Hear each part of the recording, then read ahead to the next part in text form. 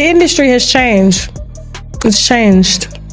It's not funny, but it's quite funny because when they were waving, oh, they're better, they're this, they're that, but now all of them are on YouTube. All of them are on Patreon. We've been did that over here. Featured me on the Real Housewives of Atlanta. She was the main one that was hating.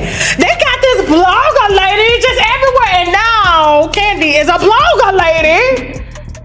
And that was the moment the internet stopped scrolling. Because when Tasha K said, "The blogger lady is now the blogger lady on YouTube," she wasn't cracking jokes. She was drawing a line between who Kandi used to be and who she's become. What started as shade quickly turned into something darker. Beneath the laughter, the sarcasm, and the slick one-liners, Tasha was making a claim that cut deep. That Kandi Burruss didn't just leave television. She ran to YouTube, not to evolve, but to survive. And suddenly, viewers weren't hearing comedy anymore. They were hearing warning shots.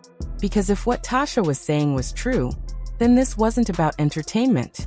It was about relevance, desperation, and a celebrity scrambling to stay in control while the engine that built her career was losing power. In seconds, the comment section detonated. Was Kandi really copying everyone? Was YouTube her new lifeline? Was Patreon her last card? And then Tasha pressed play on a clip no one was ready to hear. A clip that didn't just embarrass Kandi, it redefined her marriage. And right there, Todd Tucker stopped being a husband and became collateral damage.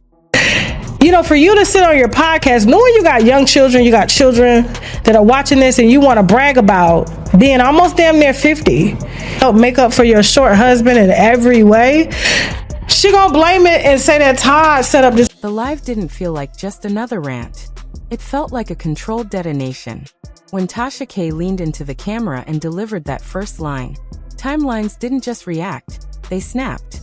Not because it was loud, not because it was messy, but because it felt deliberate.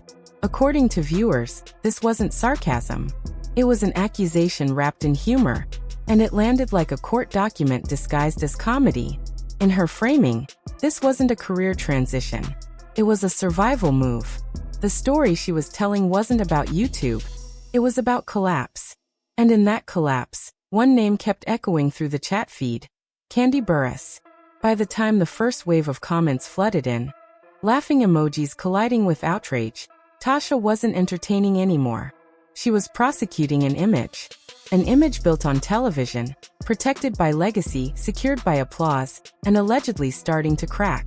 The live stream felt less like a broadcast and more like a warning flare shot into the night sky of celebrity culture. Then Tasha shifted gears. The jokes disappeared. The tone hardened.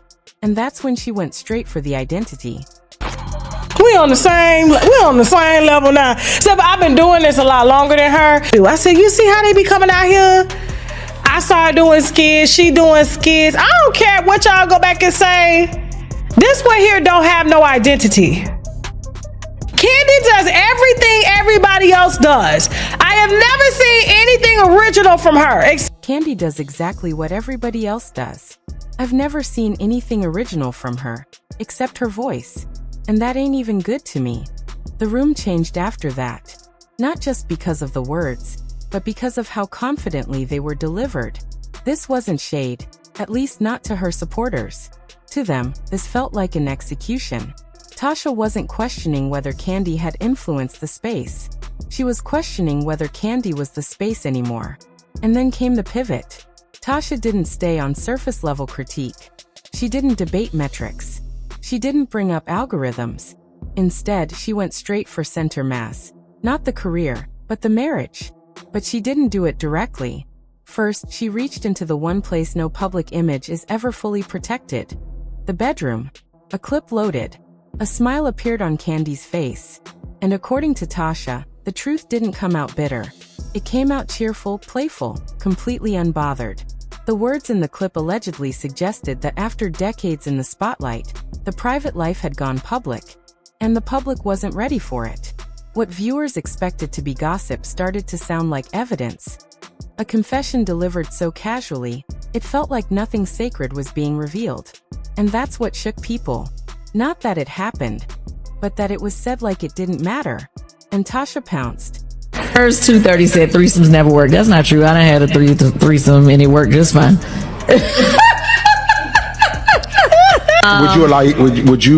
Would you think that stepping outside the threesome? Hell yeah, that's cheating. Okay, so That's you answered the question. like, she said without telling him. Meaning he's not knowledgeable that she's going to get her little shit turned up. Okay, sis, you cheating. Right, thank you. That wasn't commentary. That was a verdict. And it hit home. Not because it was graphic, but because it was moral. In a single sentence, Tasha reframed the narrative. This wasn't about being open-minded. It was about the tension between consent and secrecy. Suddenly, the entire marriage felt unstable, not as a rumor, but as a system under strain. The clip replayed, and viewers didn't hear fun anymore. They heard fracture lines. They heard tension dressed up as laughter. They heard a house trying to hold itself together with vibes and denial. And the audience leaned forward, because Tasha wasn't done. Then came the bombshell. Not whispered, not teased, dropped. According to Tasha, Todd Tucker wasn't living in a marriage anymore. He was living inside a triangle. Not a metaphorical one, a literal one. She claimed there was a third presence between them. A woman who didn't linger at the edges of the story, but moved straight through the center of it. Not passing through, but allegedly staying. Not rumor. Not theory. According to Tasha, routine. Trips. Family presence. And a title heavier than girlfriend. Tasha didn't just say the word, she redefined it. Wife. Not legally, functionally. A word that landed like a brick because it suggested something more dangerous than scandal. It suggested system failure. In that framing, this wasn't a crack in the marriage. It was a redesign, and Todd didn't get a vote. The live stream went silent for half a second. And then Tasha turned on him. Not cruelly, clinically. She painted him as a man no longer fighting, just existing. A partner swallowing contradictions. Living by rules written in someone else's handwriting. A husband trapped in a spotlight that didn't belong to him, blinking inside a marriage that no longer felt like home. She didn't say he was weak. She implied he was exhausted. And the internet read between the lines. Then came the bigger accusation. Not about love, not about sex, not about loyalty, but about image. Tasha wasn't saying Kandi lost herself in passion. She was saying Kandi lost herself in performance. That her personal life had become promotional content.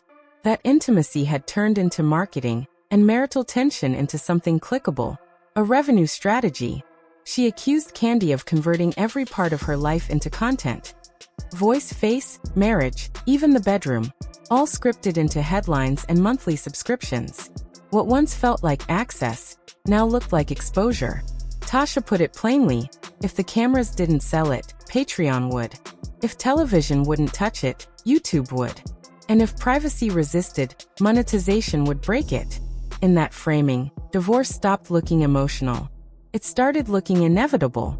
Not dramatic, logical. Then she reached the trigger.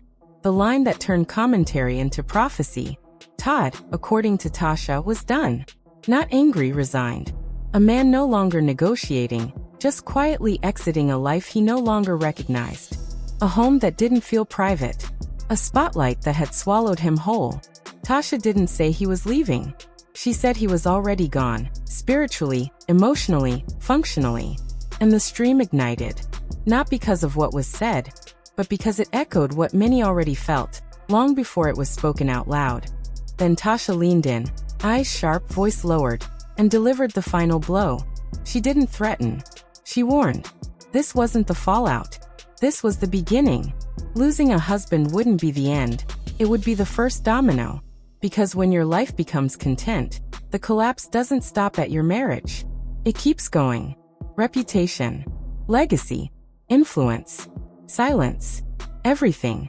And then came the line that silenced the room. Not with volume, but with finality. She said Kandi didn't fall. She didn't descend. She crawled for clicks. And somewhere between her first upload and her latest broadcast, she lost herself.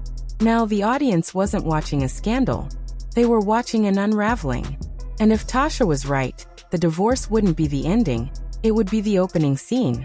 By the time the live stream ended, viewers weren't debating whether Tasha K had gone too far.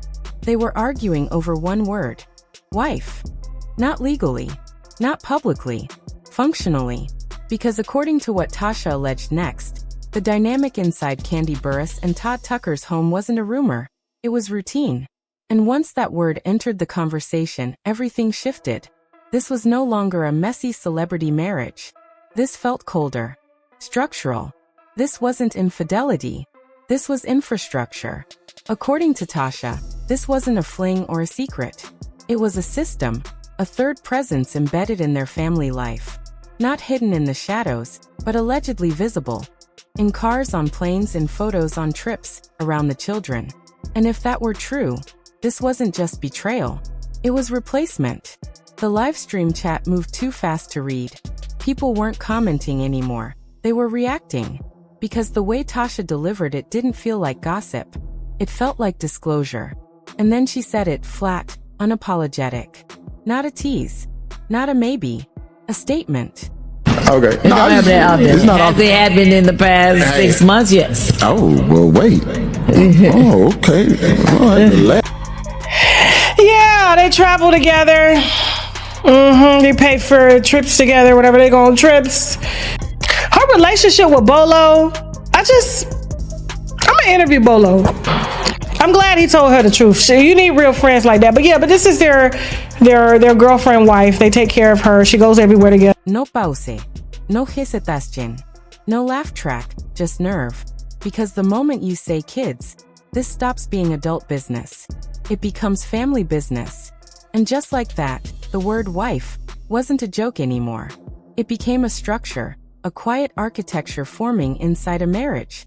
Now the audience started rewatching Real Housewives scenes differently. Every group trip, every smiling dinner, every side hug, every extra body in the frame. People weren't asking who anymore. They were asking, how long has this been there? Then Tasha added the detail that changed everything. This wasn't just presence, it was access, control, intimacy, routine. Not someone passing through the house, someone living inside it. In Tasha's framing, this woman didn't orbit the marriage, she moved through it. Which meant Todd Tucker wasn't dealing with rumors. He was sharing oxygen. And then the live stream went quiet in a different way. Not shock, calculation. Because now, viewers weren't watching gossip anymore. They were watching a marriage being reconstructed in public. Then Tasha shifted her focus to Todd. And the tone changed. She didn't mock him. She didn't ridicule him. She described a man who had stopped fighting. Not because he agreed, but because he couldn't stop it. It wasn't loud submission. It was silent fatigue. And that distinction mattered. Tasha didn't paint a man enjoying chaos. She painted a man enduring it. And then she went there.